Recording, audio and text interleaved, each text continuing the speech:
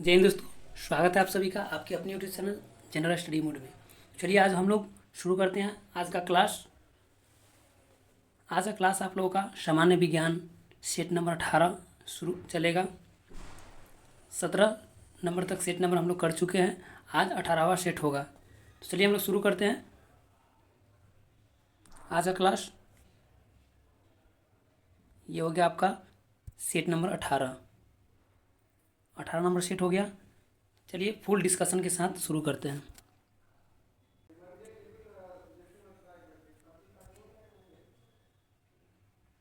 चलिए पहला प्रश्न देखेंगे। पहला प्रश्न आपका 1 नंबर, ऑटोमोबाइल वाहनों द्वारा निष्कासित मुख्य नुकसानदेह गैस जिससे वायु प्रदूषण होता है निम्नलिखित में से कौन सी है। यानी कि ऑटोमोबाइल के द्वारा जो उत्सर्जित होता है गैस, वाहन के द्वारा जो उत्सर्जित होता है गैस, उसमें वायु प्रदूषण सबसे अधिक कौन से गैस से होता है। कौन से गैस से होता है? इसका आंसर हो जाएगा आपका ऑप्शन ए हो जाएगा कार्बन मोनोऑक्साइड। कार्बन मोनोऑक्साइड को CO लिखा जाता है, कार्बन मोनोऑक्साइड। और ये मीथेन गैस जो है यह कहाँ से निकलता है? मीथेन गैस यह निकलता है गोबर गैस प्लांट से। गोबर गैस प्लांट से निकलता है, गोबर गैस प्लांट से मीथेन निकलता है। इसका आंसर क्या हो जाएगा आपका? इसका आंसर हो जाएगा आपका ऑप्शन ए हो जाएगा। अगला प्रश्न देखेंगे। अगला प्रश्न है आपका 2 नंबर। 2 नंबर प्रश्न है शीशे के संचयन वाले सेल में किस अम्ल का प्रयोग होता है। शीशे के संचयन वाले सेल में यानी कि शीशा संचायक सेल में या बैटरी में कौन सा अम्ल का प्रयोग किया जाता है?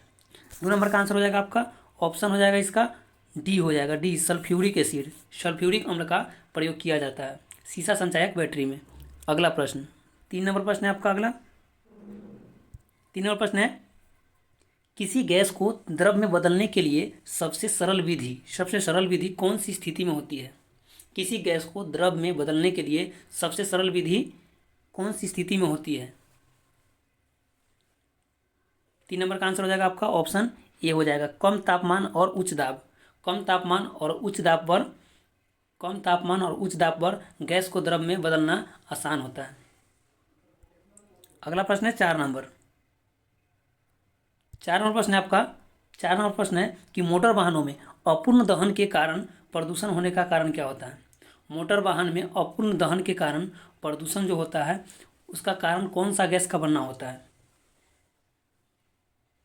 4 नंबर का आंसर हो जाएगा आपका ऑप्शन बी हो जाएगा, ऑप्शन बी कार्बन डाइऑक्साइड और कार्बन मोनोऑक्साइड का बनना।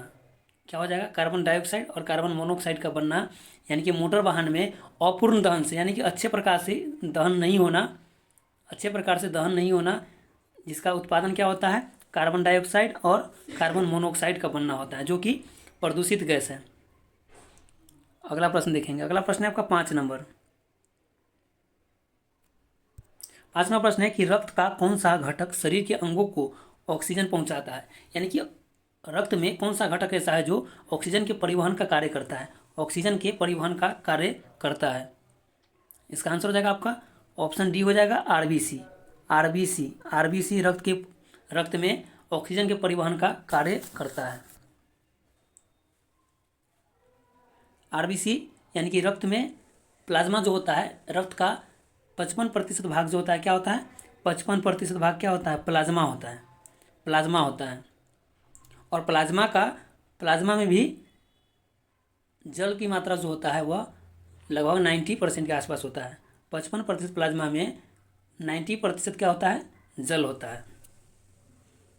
अगला प्रश्न देखेंगे। अगला प्रश्न है आपका 6 नंबर प्रश्न है आपका 6 नंबर कि प्रकाश संश्लेषण यानी कि फोटोसिंथेसिस कहाँ होता है? प्रकाश संश्लेषण कहाँ होता है?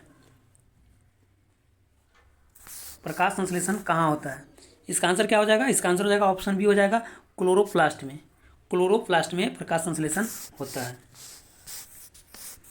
अगला प्रश्न देखेंगे। अगला प्रश्न है आपका 7 नंबर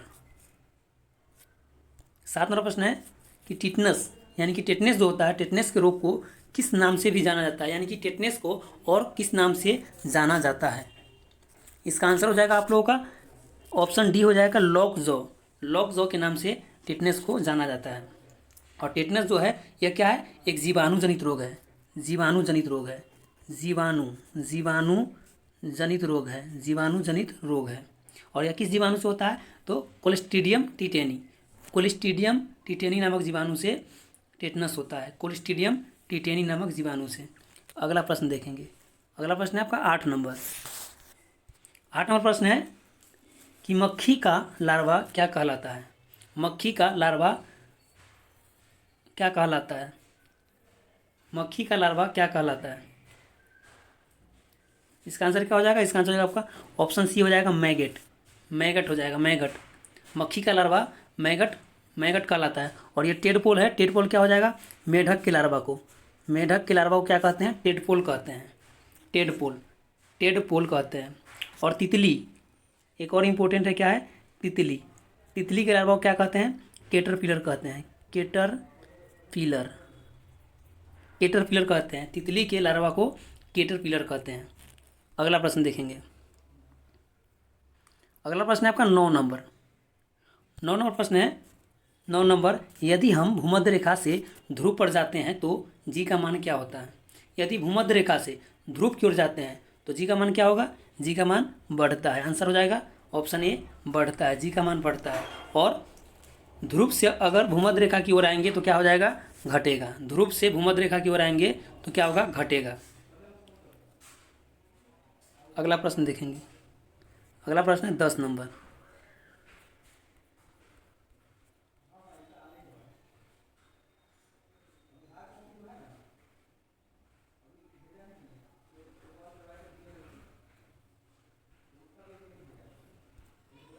10वां प्रश्न है आपका कि तापमान को 0 डिग्री सेल्सियस से कम करने के लिए बर्फ़ में क्या मिलाया जाना चाहिए? तापमान को 0 डिग्री सेल्सियस से भी कम करने के लिए बर्फ़ में कौन सा पदार्थ मिलाना चाहिए? 10 नंबर का आंसर क्या हो जाएगा? तापमान को 0 डिग्री सेल्सियस से कम करने के लिए बर्फ़ में क्या मिलाना चाहिए? इसका आंसर हो जाएगा आपका ऑप्शन ए हो जाएगा सोडियम क्लोराइड। सोडियम क्लोराइड मिलाया जाता है। क्या मिलाया जाता है? सोडियम क्लोराइड मिलाया जाता है। अगला प्रश्न देखेंगे। अगला प्रश्न आपका 11 नंबर। 11 नंबर प्रश्न है कॉन्टेक्ट प्रक्रिया। कॉन्टेक्ट प्रक्रिया में सल्फर डाइऑक्साइड को सल्फर ट्राइऑक्साइड में परिवर्तित करने की अभिक्रिया क्या कहलाती है? सल्फर डाइऑक्साइड को सल्फर ट्राइऑक्साइड में बदलने की अभिक्रिया क्या कहलाती है? अभिक्रिया क्या कहलाती है? अभिक्रिया क्या कहलाती है? इसका आंसर क्या हो जाएगा? इसका आंसर हो जाएगा आपका ऑप्शन सी हो जाएगा ऊष्माक्षेपीय अभिक्रिया कहलाता है। ऊष्माक्षेपीय अभिक्रिया कहलाता है। यानी ऊष्माक्षेपीय अभिक्रिया का मतलब क्या हुआ कि इसमें, इस अभिक्रिया में क्या होगा? ऊष्मा का उत्पादन होगा, यानी कि ऊष्मा इसमें से निकलेगा तो ऊष्माक्षेपी हो गया। और ऊष्मा, अगर इसमें ऊष्मा दिया जाता, यानी कि सल्फर डाइऑक्साइड से ट्राइऑक्साइड में बदलने के लिए ऊष्मा अगर दिया जाता तो क्या होता? ऊष्मा शोषी हो जाता। और अगर उससे अगर निकलता है तो क्या होगा? ऊष्माक्षेपी हो जाएगा। अगला प्रश्न देखेंगे। अगला प्रश्न आपका 12 नंबर। 12 नंबर प्रश्न है आपका कि शर्करा के शोधन में प्रयुक्त विरंजक निम्न में से कौन सा है? शर्करा के शोधन में किस विरंजक का प्रयोग किया जाता है? इसका आंसर क्या हो जाएगा? इसका आंसर हो जाएगा आपका ऑप्शन ए हो जाएगा बोन ब्लैक का प्रयोग किया जाता है। किसका? बोन ब्लैक का प्रयोग किया जाता है। क्लोरीन क्या है? क्लोरीन जल को शुद्धिकरण करने के लिए प्रयोग किया जाता है। क्लोरीन को जल को शुद्धिकरण करने के लिए प्रयोग किया जाता है। पुराने तैलचित्र को उभारने के लिए किसका प्रयोग करते हैं? पुराने तैलचित्र को उभारने के लिए इसमें ऑप्शन सी है हाइड्रोजन पेरोक्साइड। हाइड्रोजन पेरोक्साइड का प्रयोग करते हैं किसमें? तैलचित्र को उभारने में। पुराने तैलचित्र को उभारने में हाइड्रोजन पेरोक्साइड का प्रयोग करते हैं। और क्लोरीन का किसमें प्रयोग करते हैं? तो जल को शुद्ध करने में। इसका आंसर हो जाएगा ऑप्शन ए बोन ब्लैक। अगला प्रश्न देखेंगे। अगला प्रश्न आपका 13 नंबर। 13 नंबर प्रश्न है कि हशीश नामक ड्रग निम्नलिखित में से किन वृक्ष के फूलों से बनाया जाता है? किन वृक्ष के फूलों से बनाया जाता है? इसका आंसर हो जाएगा आपका 13 का ऑप्शन बी हो जाएगा हेम्प यानी कि भांग। यानी गांव में आप लोग देखते होंगे भांग के पेड़ जो देखते होंगे, उसके क्या होता है? उसके फूलों से बनता है। उसके फूलों से हशीश नामक ड्रग बनता है। तेरा का आंसर क्या हो गया? तेरा का आंसर हो गया आपका ऑप्शन बी हो गया। और नीम से क्या होता है? नीम से कैंसर की दवा बनाया जाता है। कैंसर की कैंसर की दवा बनाया जाता है? कैंसर की दवा नीम के पेड़ से बनाया जाता है। अगला प्रश्न देखेंगे। अगला प्रश्न है आपका 14 नंबर। 14 नंबर प्रश्न है कि माचिस की तिल्ली का काला भाग मूलतः बना होता है किसका? माचिस के तिल्ली में जो काला भाग होता है, जो जलता है, वह किससे बना होता है? इसका आंसर हो जाएगा आपका ऑप्शन ए हो जाएगा, लाल फास्फोरस। उसमें काला तिल्ली जो होता है, माचिस के तिल्ली में जो काला भाग होता है, किसी किसी में लाल भी रहता है, वह लाल फास्फोरस का बना होता है। लाल फास्फोरस यानी कि फास्फोरस जो होता है, एक लाल होता है और एक श्वेत होता है। श्वेत को पीला भी कहते हैं, पीला भी कहते हैं। वो जो होता है उसको कहाँ पर रखा जाता है? जल में डुबा कर रखा जाता है। जल में डुबा कर रखा जाता है क्योंकि वह ऑक्सीजन से अभिक्रिया कर लेता है। और ये जो लाल फास्फोरस है, इसका प्रयोग माचिस के तिल्ली में किया जाता है। चारकोल के बारे में आप जानते हैं। चारकोल का प्रयोग कहाँ करते हैं? सड़क निर्माण में चारकोल का प्रयोग किया जाता है। सड़क निर्माण में चारकोल का प्रयोग किया जाता है। अगला प्रश्न देखेंगे। अगला प्रश्न है आपका 15 नंबर।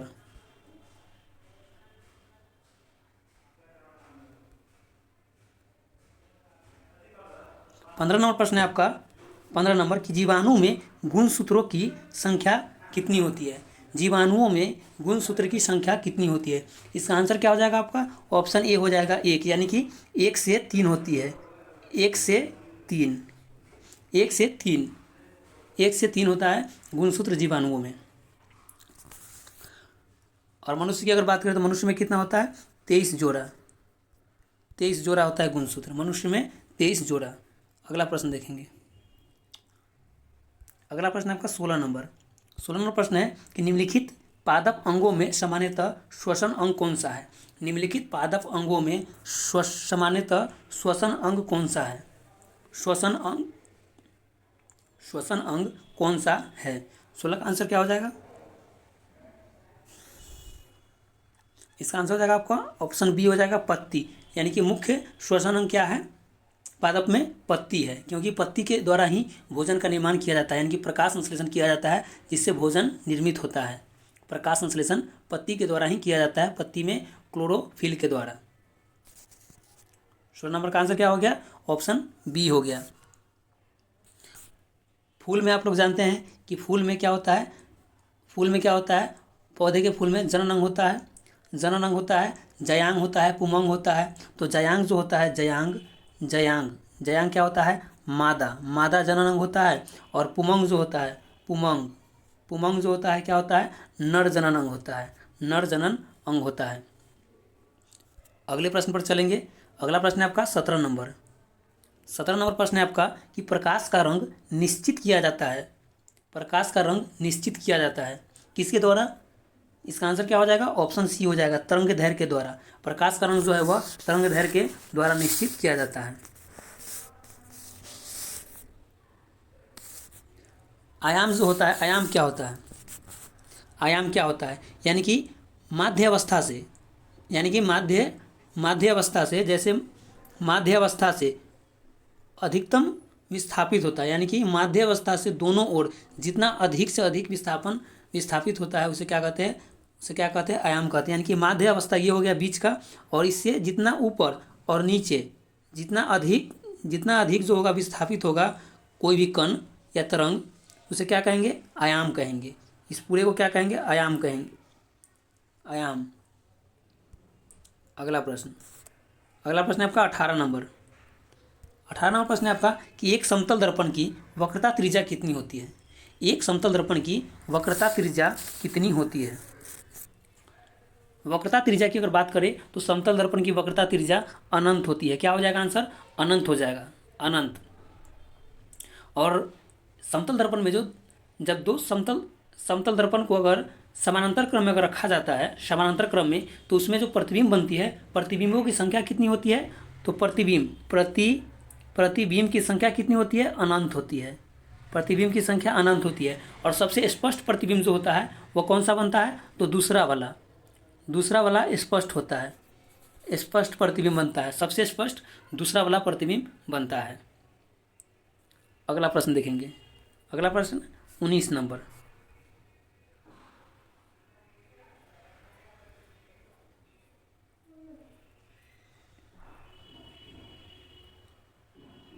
चलिए 19 नंबर प्रश्न देखेंगे। क्या है? प्रतिध्वनि सुनने के कारण। प्रतिध्वनि सुनने का कारण यानी कि प्रतिध्वनि जो सुनाई देता है वो किसके कारण सुनाई देता है? प्रतिध्वनि किसके कारण सुनाई देता है? इसका आंसर क्या हो जाएगा? प्रतिध्वनि किसके कारण सुनाई देता है? 19 का आंसर हो जाएगा आपका ऑप्शन ए हो जाएगा। ऑप्शन ए, ध्वनि के परावर्तन के कारण। ध्वनि के परावर्तन के कारण प्रतिध्वनि सुनाई देता है। ध्वनि तरंग के परावर्तन के कारण ही प्रतिध्वनि सुनाई देता है। अगला प्रश्न देखेंगे। अगला प्रश्न है आपका 20 नंबर। 20 नंबर प्रश्न है कि सार्वत्रिक गुरुत्वाकर्षण नियम का प्रस्तुत करता यानी कि प्रतिपादन किसने किया था? सार्वत्रिक गुरुत्वाकर्षण नियम का प्रतिपादन किसने किया था? 20 नंबर का आंसर क्या हो जाएगा आपका? ऑप्शन सी हो जाएगा न्यूटन ने। न्यूटन ने सार्वत्रिक गुरुत्वाकर्षण नियतांक का प्रतिपादन किया था यानी कि कैपिटल जी जो है सार्वत्रिक गुरुत्वाकर्षण नियतांक, इसका प्रतिपादन न्यूटन के द्वारा किया गया था। केपलर जो है, केपलर क्या किए थे? केपलर ग्रह का नियम दिया था, ग्रह के गति का नियम केपलर के द्वारा दिया गया था। ग्रह की गति का नियम केपलर के द्वारा दिया गया था। और कोपरनिकस ने क्या कहा था? कोपरनिकस ने कहा था कि सूर्य सौरमंडल का क्या होता है? केंद्र होता है। कोपरनिकस ने कहा था कि सूर्य सौरमंडल का केंद्र होता है। सूर्य सौरमंडल का केंद्र होता है। और गैलीलियो दूरबीन की खोज गैलीलियो के द्वारा किया गया था। दूरबीन की खोज गैलीलियो ने किया था। अगले प्रश्न पर चलते हैं। अगला प्रश्न आपका 21 नंबर। 21 नंबर प्रश्न है कि जल से भरे गिलास के नीचे दबे कागज को, जल से भरे गिलास के नीचे दबा कागज है, उसको शीघ्रता से गिलास के नीचे से जल को छिड़काए बिना ही खींचा जा सकता है। यह परिघटना क्या कहलाएगा? यानी कि जल से भरा एक गिलास है और उसके नीचे कागज रखा हुआ है और उसको यानी कि गिलास का पानी थोड़ा सा भी नहीं गिरे उसमें से छिलक कर और कागज खींचा जाना चाहिए, और इस परिघटना को क्या कहते हैं? चलिए ऑप्शन में देख लेते हैं। ऑप्शन ए में कागज व गिलास के मध्य घर्षण की कमी दर्शाती है। और ऑप्शन देख लेते हैं इसका। बी में है न्यूटन के तृतीय नियम को दर्शाती है। सी में है जड़त्व के गुण को दर्शाती है। तो इसका आंसर क्या हो जाएगा? इसका आंसर हो जाएगा आपका ऑप्शन सी हो जाएगा, जड़त्व का गुण दर्शाती है। यानी कि जड़त्व के कारण ही वह पेपर नीचे से निकल जाएगा गिलास के तली से और पानी भी नहीं छिड़केगा। आंसर सी हो जाएगा, जड़त्व के गुण के कारण। जड़त्व कितने प्रकार का होता है? जड़त्व 2 प्रकार का होता है। एक होता है गति का जड़त्व, एक होता है विराम का जड़त्व होता है। गति का जड़त्व कब होता है? जब कोई कार या किसी गाड़ी में आप बैठे हुए हैं और गति में है गाड़ी, और जब अचानक अगर रुकेगा तो उसकी वजह से क्या होता है? आगे की ओर हम झुक जाते हैं, उसे क्या कहते हैं? गति का जड़त्व। और विराम का जड़त्व, जैसे किसी गाड़ी में हम बैठे हुए हैं और वह रुकी हुई गाड़ी है और अचानक चल पड़े तो उस स्थिति में क्या होगा? हम पीछे की ओर झुक जाते हैं, तो उसे क्या कहते हैं? विराम का जड़त्व। चलिए समझ में आ गया होगा। अगला प्रश्न देखेंगे। अगला प्रश्न आपका 22 नंबर। 22 नंबर प्रश्न है कि समुद्र के पानी का घनत्व बढ़ता जाता है। समुद्र के पानी का घनत्व बढ़ते जाता है जैसे जैसे क्या मिलाया जाए? या ऑप्शन में देख लेते हैं। गहराई व खारापन घटने के कारण यानी समुद्र के पानी का घनत्व बढ़ता जाता है जैसे जैसे गहराई व खारापन घटता है। बी में है गहराई कम और खारापन अधिक होता है। सी में देख लेते हैं क्या है। सी में गहराई बढ़ती है तथा खारापन कम होता है। और डी में है आपका कि गहराई व खारापन दोनों बढ़ता है। क्या हो जाएगा आंसर 22 का? 22 का आंसर क्या हो जाएगा आपका? ऑप्शन डी हो जाएगा। क्या हो जाएगा? ऑप्शन डी हो जाएगा, गहराई व खारापन बढ़ता है। गहराई व खारापन बढ़ता है। गहराई और खारापन बढ़ने के साथ साथ क्या हो जाएगा? उसमें समुद्र के पानी का घनत्व भी बढ़ेगा। अगला प्रश्न देखेंगे। अगला प्रश्न है 23 नंबर। 23 नंबर प्रश्न है कि अंगोरा ऊन प्राप्त किया जाता है। अंगोरा जो ऊन की प्रजाति है वह प्राप्त किया जाता है। किससे प्राप्त किया जाता है? भेड़ से, बकरी से, याक से, खरगोश से। इसका आंसर क्या हो जाएगा 23 का? 23 का आंसर हो जाएगा ऑप्शन सी हो जाएगा, खरगोश के द्वारा प्राप्त किया जाता है। अंगोरा जो ऊन है वह खरगोश यानी कि खरगोश से प्राप्त किया जाता है। और एक ऊन है मैरिनो। यह बहुत ही प्रसिद्ध ऊन है। मैरिनो यह कहाँ पाया जाता है? ऑस्ट्रेलिया में पाया जाता है। और यह जो मैरिनो ऊन है यह सबसे अधिक महंगी और सबसे प्रसिद्ध है। और यह ऊन कहाँ से प्राप्त किया जाता है? तो भेड़ से प्राप्त किया जाता है। कहाँ से? भेड़ से प्राप्त किया जाता है। यानी कि भेड़ का एक किस्म होता है मेरिनो किस्म होता है, उसी से मेरिनो ऊन की प्राप्ति की जाती है, भेड़ से। अगला प्रश्न देखेंगे। अगला प्रश्न है आपका 24 नंबर। 24 नंबर प्रश्न है कि यदि सामान्य पानी में कोई अंडा डाला जाए तो वह डूब जाता है, पर यदि पानी में काफ़ी मात्रा में नमक मिला दिया जाए, नमक मिला दिया जाए तो और उसमें अंडा डाला जाए तो क्या होगा। यानी कि सामान्य पानी है तो उसमें क्या होता है, घनत्व कम होता है, लेकिन जब नमक मिला दिया जाता है तो क्या होता है, घनत्व बढ़ जाता है, यानी कि लवणता बढ़ जाता है, क्योंकि नमक जो होता है क्या होता है, सोडियम क्लोराइड होता है। नमक में क्या होता है, सोडियम क्लोराइड होता है। तो इसके कारण अंडा उसके बाद डाला जाता है पानी में, नमक डालने के बाद, तो क्या परिवर्तन होगा। इसका आंसर क्या हो जाएगा, इसका आंसर हो जाएगा अंडा पानी में तैरने लगेगा। ऑप्शन ए में अंडा पूरी तरह से डूब जाएगा, नहीं। अंडा पानी के बर्तन के बीच में रहेगा, नहीं। इसका ऑप्शन डी में देख लेते हैं, अंडा तैरने लगेगा। इसका आंसर क्या हो जाएगा, अंडा पानी पर तैरने लगेगा। अगला प्रश्न है 25 नंबर। 25 नंबर प्रश्न है आपका कि डायनमो एक मशीन है जिसका नाम है, सॉरी यहाँ पर थोड़ा मिसप्रिंट हो गया है, यहाँ पर हो जाएगा काम। क्या हो जाएगा, काम हो जाएगा। डायनमो एक मशीन है जिसका काम है, क्या काम है, डायनमो का क्या काम होता है। 25 का आंसर क्या हो जाएगा, 25 का आंसर हो जाएगा आपका ऑप्शन सी हो जाएगा, यांत्रिक ऊर्जा को विद्युत ऊर्जा में बदलना। डायनमो का कार्य क्या है, यांत्रिक ऊर्जा को विद्युत ऊर्जा में बदलना। और ट्रांसफार्मर क्या करता है, ट्रांसफार्मर का काम क्या होता है, ट्रांसफार्मर का काम क्या होता है, ट्रांसफार्मर वोल्टेज को घटाता और बढ़ाता है। कौन से वोल्टेज को, तो एसी वोल्टेज को, एसी करंट को कमाता और बढ़ाता है ट्रांसफार्मर। अगला प्रश्न देखेंगे। अगला प्रश्न आपका 26 नंबर। 26 नंबर प्रश्न पढ़ लेते हैं, इसका आंसर उस साइड देख लेंगे। यदि किसी वस्तु को गहरी खान की तली से ऊपर लाया जाए और पहाड़ की चोटी पर और देख लेते हैं प्रश्न, इसका अधूरा है प्रश्न। पहाड़ की चोटी पर ले जाया जाए तो उसका भार अधिकतम कहाँ पर होगा। पहाड़ की चोटी पर ले जाया जाए तो उसका भार अधिकतम कहाँ पर होगा, इसका आंसर क्या हो जाएगा, पहाड़ की चोटी पर, पृथ्वी के तल पर, खान के तलों में, यानी कि खान से, अधिकतम गहराई की खान से जब वस्तु को ऊंची चोटी तक, पहाड़ी तक ले जाया जाता है तो इतना दूरी के सफ़र में खान के तल में सबसे अधिक वजन था, या पृथ्वी के तल पर, या पहाड़ की चोटी पर, या सभी जगह एक समान। इसका आंसर क्या हो जाएगा, 26 का आंसर क्या हो जाएगा, इसका आंसर हो जाएगा आपका ऑप्शन हो जाएगा बी, पृथ्वी के तल पर सबसे अधिक इसका भार होगा। अगला प्रश्न देखेंगे 27 नंबर। 27 नंबर प्रश्न है आपका कि परिदर्श यंत्र यानी कि पेरिस्कोप का उपयोग कहाँ पर किया जाता है। पेरिस्कोप का उपयोग कहाँ पर किया जाता है,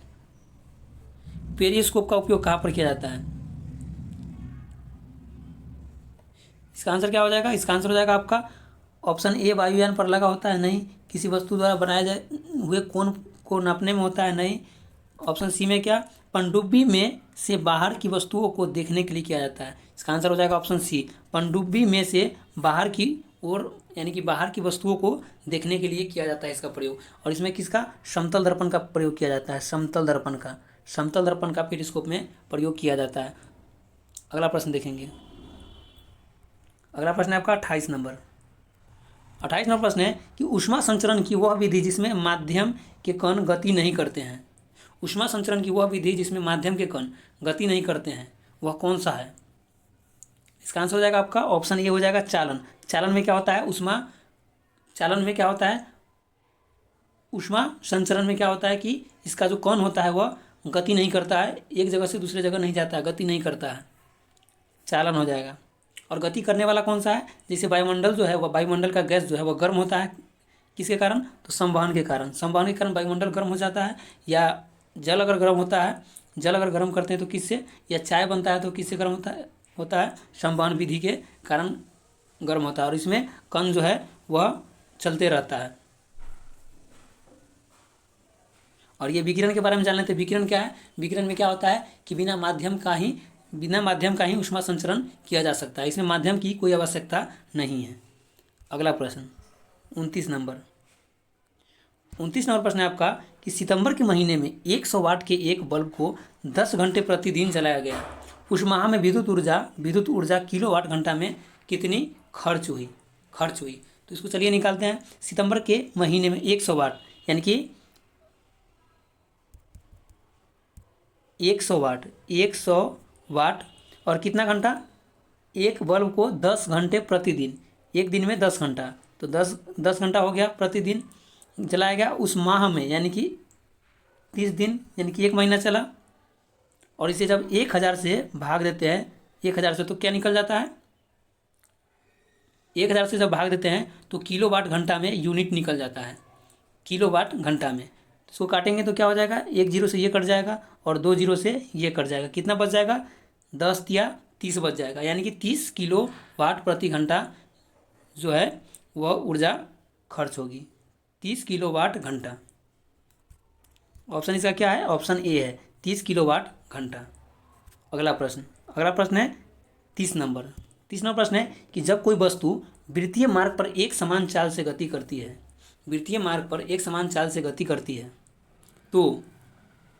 तो ऑप्शन ए में है उसका वेग एक समान होता है, बी में उसका त्वरण एक समान होता है, सी में उसका वेग परिवर्तनीय होता है, डी में उसकी चाल परिवर्तनीय होता है। इसका आंसर हो जाएगा आपका ऑप्शन सी हो जाएगा। उसका वेग क्या है, उसका वेग परिवर्तन होते रहता है। जब वस्तु वृत्तीय मार्ग पर एक समान चाल से गति करती है तो उसका वेग परिवर्तनीय होता है, यानी कि बदलते रहता है। अगला प्रश्न देखेंगे 31 नंबर प्रश्न है आपका कि आकाश का रंग नीला होता है किसके कारण।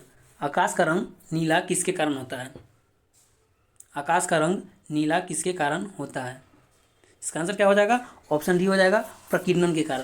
प्रकाश के प्रकीर्णन के कारण क्या होता है, आकाश का रंग नीला होता है, आकाश का रंग नीला होता है। और प्रकीर्णन जो होता है वह प्रकीर्णन सबसे कम किस में होता है, सबसे कम किस रंग के प्रकाश में होता है, तो लाल में। लाल का जो प्रकीर्णन है वो सबसे कम होता है। और बैगनी जो होता है, बैगनी का प्रकीर्णन सबसे अधिक होता है, सबसे अधिक प्रकीर्णित होता है बैगनी रंग। अगला प्रश्न आपका 32 नंबर प्रश्न है, जब पानी उबलता है तो इसका ताप क्या रहता है। यानी कि पानी जब उबलता है तो उबलते समय पानी का तापमान क्या होता है, घटता है, बढ़ता है, एक समान रहता है, घटता बढ़ता दोनों है। क्या हो जाएगा आंसर इसका, 32 का आंसर आपका हो जाएगा, 32 का आंसर हो जाएगा आपका ऑप्शन सी हो जाएगा, एक समान स्थिर रहता है। यानी कि जब पानी उबलता है तो उसी समय जो उसका ताप होता है वह स्थिर रहता है, एक समान रहता है। 32 का आंसर क्या हो जाएगा, ऑप्शन सी हो जाएगा। और 4 डिग्री सेल्सियस जो होता है, 4 डिग्री सेल्सियस पर जल का घनत्व जो होता है कितना होता है, सबसे अधिक होता है। 4 डिग्री सेल्सियस पर जल का घनत्व सबसे अधिक होता है। और आयतन जो होता है यहाँ पर क्या होता है, आयतन क्या होता है, निम्नतम होता है। यानी कि अधिकतम घनत्व होता है और आयतन निम्नतम होता है। और आयतन सबसे अधिक कहाँ पर होता है, तो 0 डिग्री सेल्सियस पर। 0 डिग्री सेल्सियस पर आयतन सबसे अधिक होता है। अगला प्रश्न देखेंगे। अगला प्रश्न है आपका 33 नंबर, जल का वाष्प में परिवर्तन होना कैसा परिवर्तन है। यानी कि यहाँ पूछा जा रहा है कि जल का वाष्प में परिवर्तन होना कैसा परिवर्तन है, रासायनिक, भौतिक, प्राकृतिक या जीव रासायनिक परिवर्तन। क्या हो जाएगा आंसर इसका आंसर हो जाएगा आपका जल का वाष्प में बदलना। यानी कि जल का किसी भी स्थिति में बदलेगा। यानी कि जल से वह क्या हो जाए, बर्फ बन जाए या वाष्प बन जाए या द्रव बन जाए, कुछ भी बन जाए तो क्या होगा, भौतिक परिवर्तन। क्या हो जाएगा आंसर, भौतिक परिवर्तन। और रासायनिक परिवर्तन क्या होता है, जैसे दूध का खट्टा होना, दूध से दही बनना, रोटी का पकना, ये सब क्या होता है, रासायनिक परिवर्तन होता है। अगला प्रश्न देखेंगे। अगला प्रश्न आपका 34 नंबर प्रश्न है कि निम्नलिखित अक्रिय गैसों में से कौन सी वायु में सर्वाधिक मात्रा में पाई जाती है। वायु में सर्वाधिक मात्रा में पाए जाने वाला अक्रिय गैस सबसे पहले ना हम जान लेंगे कि अक्रिय गैस जो होता है आवर्त सारणी में वर्ग 18 का तत्व होता है। वर्ग 18 का तत्व को क्या कहते हैं, अक्रिय गैस कहते हैं। अक्रिय गैस या उत्कृष्ट गैस कहते हैं। यानी कि इसका बहुत सारा नाम है। वर्ग 18 का जो तत्व है वर्ग 18 को क्या कहते हैं? शून्य वर्ग कहते हैं, 18वां वर्ग कहते हैं, अक्रिय गैस कहते हैं, उत्कृष्ट गैस कहते हैं, नोबेल गैस भी इसे कहते हैं, यानी कि नोबेल गैस भी इसे ही कहा जाता है। तो यहाँ पूछा जा रहा है कि अक्रिय गैसों में से कौन सी वायु में सर्वाधिक मात्रा में पाई जाती है? तो सर्वाधिक मात्रा में जो पाया जाता है कौन सा है? आर्गन। आर्गन सर्वाधिक मात्रा में पाया जाता है। इसका बहुत सारा नाम बता दिया है आपको, कहीं भी किसी भी प्रैक्टिस सेट में अगर पूछा जाए तो इसी में से कोई नाम रहेगा, इसके अलावा नहीं है नाम। 4-5 नाम बता दिए हैं, जैसे शून्य वर्ग हो गया, 18, अक्रिय गैस हो गया, उत्कृष्ट गैस हो गया, नोबेल गैस हो गया। ध्यान में रखिएगा। अगला प्रश्न देखेंगे 35 नंबर।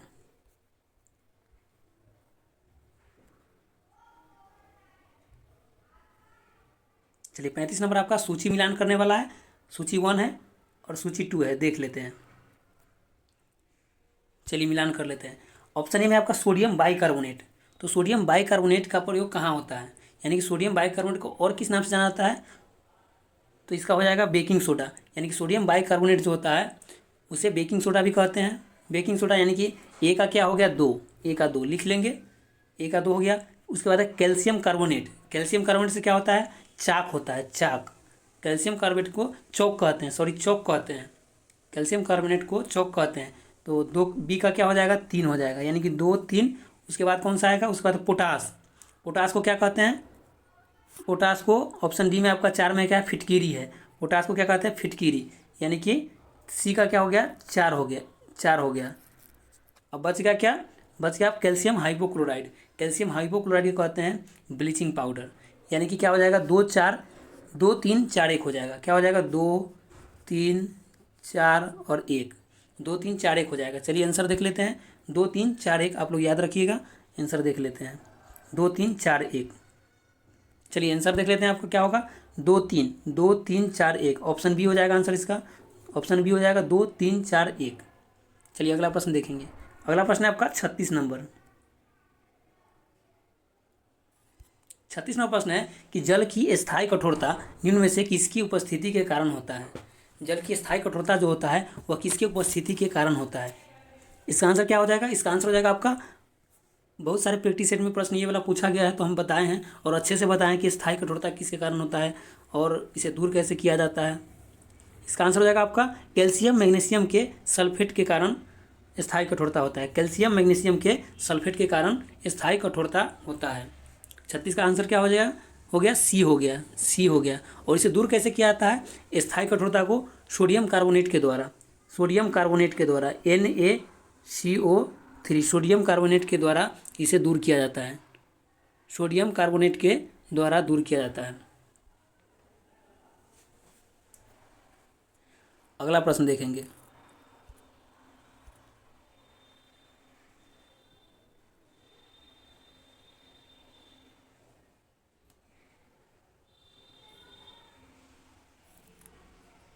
अगला प्रश्न है 37 नंबर।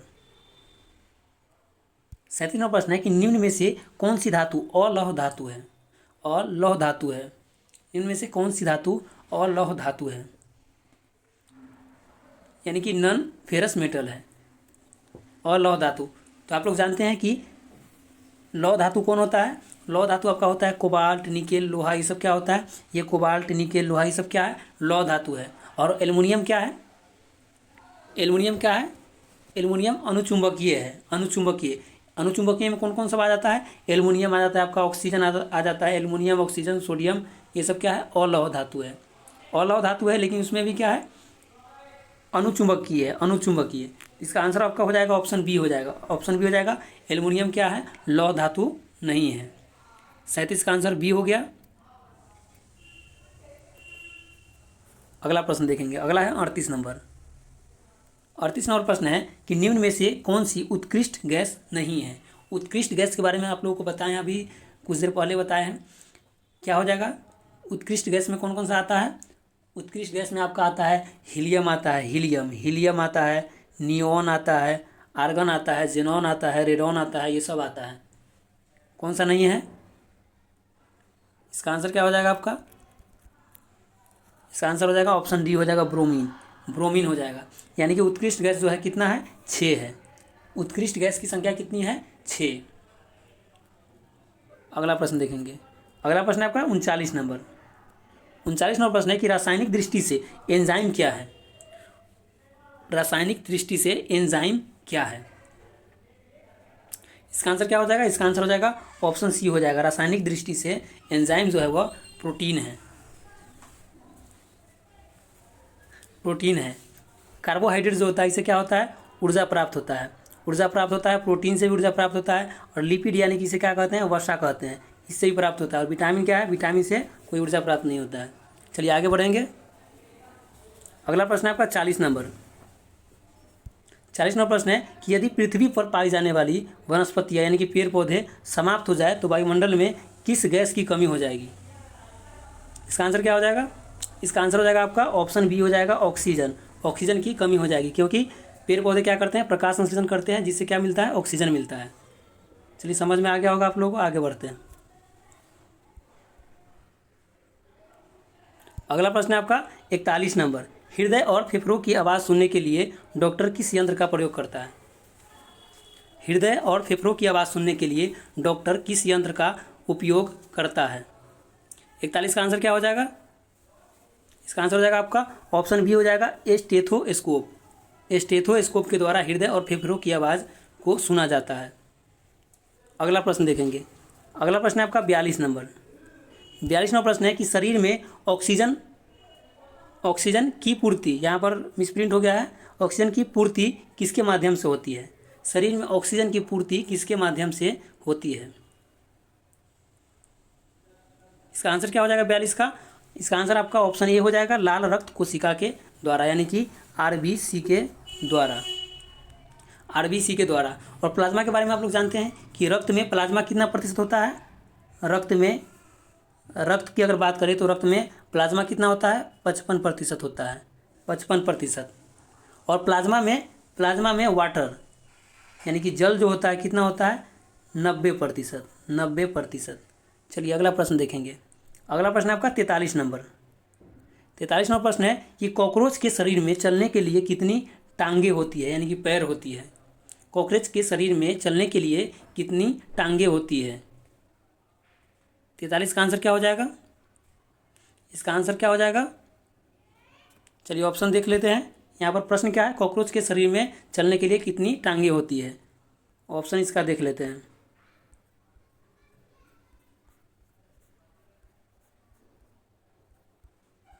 चलिए ऑप्शन आ गया आपका, ऑप्शन ए में है 3 जोड़ी, बी में है 2 जोड़ी, सी में है 4 जोड़ी और डी में इनमें से कोई नहीं। इसका आंसर क्या हो जाएगा, इसका आंसर हो जाएगा आपका 3 जोड़ी हो जाएगा। ऑप्शन ए हो जाएगा 3 जोड़ी, 3 जोड़ी यानी कि 6 टांग इसमें होती है। और कॉकरोच में अगर बात करें कि इसमें चेम्बर यानी कि हृदय का जो चेम्बर होता है वह कितने भागों में बटा रहता है। कॉकरोच में कितने भागों में बटा रहता है, कॉकरोच 13 भागों में, 13 भागों में बटा रहता है, 13 भागों में बटा रहता है। और मनुष्य का जो चेम्बर होता है, मानव का कितने भागों में रहता है, बटा 4 भागों में। मछली की अगर बात करें, मछली की कितने भाग में बटा रहता है, तो 2 भाग में, 2 भाग में। पक्षी की अगर बात करें तो उसमें भी 4 भागों में। अगला प्रश्न देखेंगे। अगला प्रश्न है आपका 44 नंबर। 44 नंबर प्रश्न है कि प्रकाश संश्लेषण किस रंग के प्रकाश में तीव्रतम गति से होता है। प्रकाश संश्लेषण की क्रिया किस प्रकाश में तीव्रतम गति से होता है। तो इसका आंसर हो जाएगा आपका ऑप्शन सी हो जाएगा, लाल प्रकाश में। क्यों, क्योंकि लाल प्रकाश जो होता है इसका प्रकीर्णन सबसे कम होता है, जिसके कारण क्या होता है, प्रकाश संश्लेषण अधिक तीव्र से होता है। और सबसे कम प्रकाश संश्लेषण किस में होता है, तो बैगनी में, बैगनी में सबसे कम प्रकाश संश्लेषण की गति होती है। क्यों, क्योंकि इस प्रकाश का प्रकीर्णन सबसे अधिक होता है, बैगनी का प्रकीर्णन सबसे अधिक होता है। अगला प्रश्न है आपका 45 नंबर। 45 नंबर प्रश्न है कि निम्न में से किसमें क्लोरोफिल नहीं होता है। निम्न में से किसमें क्लोरोफिल नहीं पाया जाता है। 45 का आंसर क्या हो जाएगा, इसका आंसर हो जाएगा ऑप्शन सी हो जाएगा, क्या हो जाएगा, कवक। कवक में क्या होता है, क्लोरोफिल नहीं पाया जाता है। इसीलिए क्या होता है इसमें कि इसमें प्रकाश संश्लेषण की क्रिया नहीं होती है। कवक में प्रकाश संश्लेषण की क्रिया नहीं होती है। और शैवाल में प्रकाश संश्लेषण होता है, फर्नांग में, काई में, मॉस में। यानी कि मॉस क्या है, यह शैवाल का ही, मॉस शैवाल ही है। आंसर इसका हो जाएगा ऑप्शन सी, कवक। अगला प्रश्न देखेंगे। अगला प्रश्न है आपका 46 नंबर। 46 नंबर प्रश्न है कि निम्नलिखित में से किसका ऊष्मीय मान यानी कि कैलोरीफिक वैल्यू जो होता है अधिकतम होता है, ऊष्मीय मान सबसे अधिक होता है। 46 का आंसर क्या हो जाएगा? इसका आंसर हो जाएगा आपका ऑप्शन ए हो जाएगा, वसा में क्या होता है? वसा में जो होता है इसका ऊष्मीय मान वो अधिक होता है। वसा में ऊष्मीय मान जो होता है इसका अधिक होता है। कितना होता है? 9.2 के आसपास होता है, 9.2 कैलोरी होता है, 9.2 कैलोरी होता है। कार्बोहाइड्रेट में कितना होता है? 4.2 के आसपास होता है। और प्रोटीन में भी 4.2 के आसपास होता है, 4.2 के आसपास होता है, यानी कि सबसे ज़्यादा वसा में होता है। और वसा, कार्बोहाइड्रेट, प्रोटीन, ये सबसे क्या होता है? ऊर्जा मिलता है। और विटामिन से क्या होता है? विटामिन से कोई ऊर्जा प्राप्त नहीं होता है। इसका आंसर क्या हो जाएगा? वसा हो जाएगा, क्योंकि सबसे अधिक पूछा गया है। अगला प्रश्न देखेंगे। अगला प्रश्न है आपका 47 नंबर प्रश्न है कि मानव शरीर में किस ग्रंथि को मास्टर ग्रंथि के नाम से जाना जाता है? मास्टर ग्रंथि के नाम से जाना जाता है। तो इसका आंसर आपका हो जाएगा पिट्यूटरी ग्रंथि को मास्टर ग्रंथि के नाम से जाना जाता है। यह क्या है? यह सबसे छोटी ग्रंथि है। यह मानव शरीर की सबसे छोटी ग्रंथि है। और सबसे बड़ी क्या है? सबसे बड़ी कौन सी है? सबसे बड़ी यकृत है, सबसे बड़ी यकृत है। और अग्नाशय क्या है? अग्नाशय दूसरी सबसे बड़ी है। और इसे यह क्या है? अंत और प्लस बाह्य, अंत और बाह्य दोनों प्रकार की ग्रंथि है। अंत और बाह्य स्रावित दोनों प्रकार की ग्रंथि है अग्नाशय। और तिल्ली के बारे में आप लोग जानते हैं, तिल्ली जो है वह आरबीसी का क्या है? कब्रिस्तान कहा जाता है। तिल्ली को आरबीसी का कब्रिस्तान कहा जाता है। अगला प्रश्न है आपका, मानव मस्तिष्क में स्मरण शक्ति का केंद्र स्थित होता है। मानव मस्तिष्क में स्मरण शक्ति का केंद्र कहाँ पर स्थित होता है? मानव मस्तिष्क में स्मरण शक्ति का केंद्र कहाँ पर स्थित होता है? स्मरण शक्ति यानी कि सोचने का, चिंतन करने का थिंकिंग एरिया कहाँ पर होता है? इसका आंसर हो जाएगा आपका ऑप्शन बी हो जाएगा, सेरिब्रम में। सेरिब्रम में चिंतन करने का, सोचने का, बुद्धिमत्ता का केंद्र होता है सेरिब्रम। 48 का आंसर क्या हो गया? बी हो गया, यानी कि बुद्धिमत्ता, स्मृति, इच्छा शक्ति, ज्ञान, वाणी, चिंतन सबका केंद्र जो होता है वह सेरिब्रम होता है, सेरिब्रम।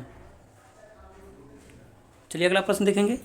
अगला प्रश्न है आपका 39 नंबर प्रश्न है कि चेचक के टीके का आविष्कार किसने किया था?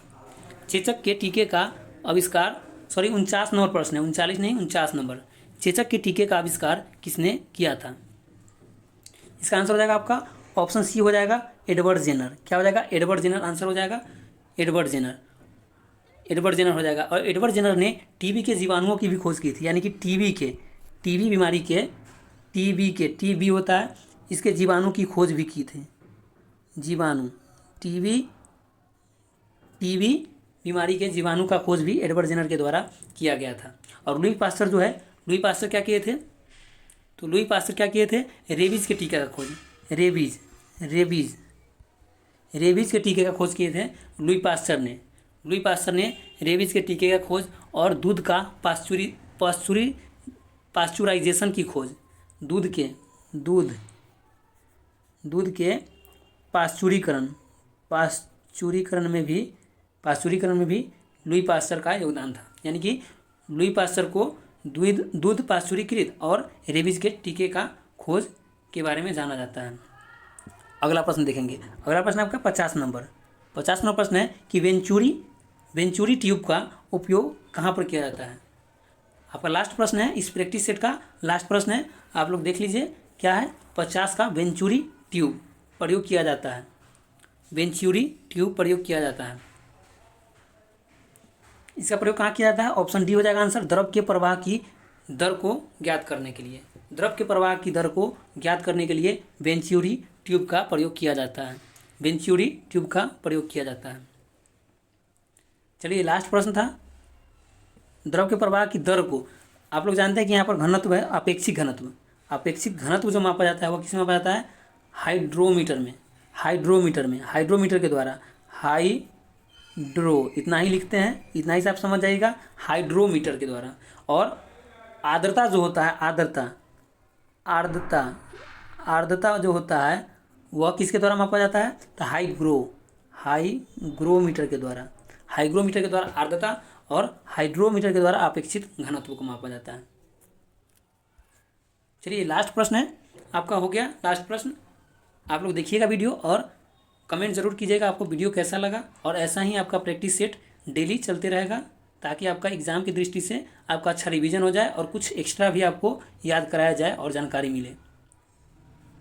तो आप अपनी प्रतिक्रिया ज़रूर दीजिएगा। चलिए धन्यवाद आप सभी का।